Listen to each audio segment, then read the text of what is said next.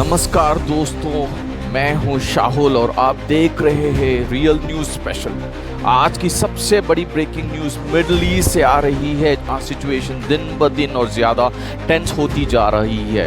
Yemen के हौती rebels ने Israel पर मिसाइल अटैक्स करने का क्लेम तो किया है, जैसे कॉन्फ्लिक्ट और भी डेंजरस फेज में एंटर करते दिख रही है। कल रात हौती कमांडर्स का एक वीडियो सामने आया जिसमें उन्होंने क्लियर वार्निंग दी, अगर कोई भी कंट्री ईरान के खिलाफ वॉर में अमेरिका और इसराइल के सपोर्ट करेगा या रेड सी को यूज करेगा ईरान पर अटैक करने के लिए, तो हौती फोर्सेस डायरेक्ट वॉर में एंट्री करेंगे। और आज सुबह इसराइल के तरफ से भी रिपोर्ट्स आई कि येमेन से मिसाइल लॉन्च हुआ है, जिसने इंटरसेप्ट तो कर लिया गया, लेकिन ये डेवलपमेंट बहुत इंपॉर्टेंट है क्योंकि काफ़ी टाइम बाद येमेन ने इसराइल पर डायरेक्ट अटैक किया है। अब सिचुएशन एक मल्टी फ्रंट वॉर बन चुकी है दोस्तों।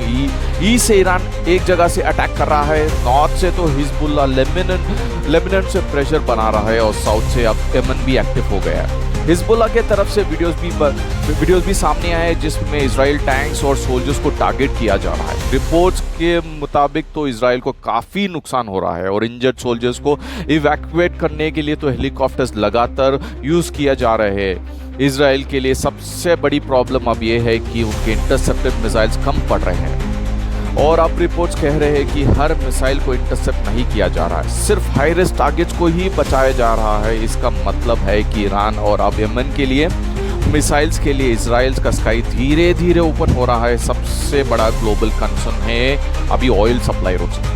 आप जानते हैं कि स्ट्रेट ऑफ हॉर्मज़ ऑलरेडी प्रेशर में है और रेड सी रूट भी ब्लॉक हो जाता है तो ग्लोबल ऑयल प्राइसेस में मैसिव जंप आ सकता है।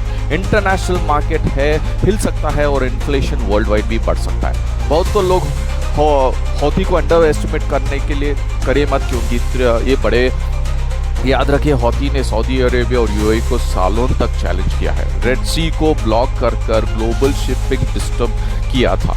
इनके पास एडवांस मिसाइल्स और डिफेंस सिस्टम भी है, इसके लिए इनका वॉर में एंट्री लेना ही एक गेम चेंजर हो सकता है।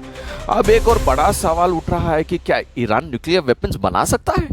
बना सकता है। ईरान के पास तो यूरेनियम कैपेबिलिटी तो है और अगर सिचुएशन एक्सट्रीम हो जाती है तो न्यूक्लियर ऑप्शन भी कंसिडर किया जा सकता है। अगर ऐसा होता है तो पूरी दुनिया के लिए एक डेंजरस टर्निंग पॉइंट होगा। इस बीच में एक इम्पोर्टेंट मीटिंग होने वाली है इस्लामाबाद में, जहां सऊदी अरेबिया, तुर्की, इजिप्ट और पाकिस्तान पार्टिसिपेट करेंगे। एक्सपर्ट्स का मानना है कि ये मीटिंग वॉर का रोकने के लिए तो हो सकती है। बैकडोर डिप्लोमेसी तो चल रही है, ओमान और कतर भी मीडिएशन के लिए रेडी है।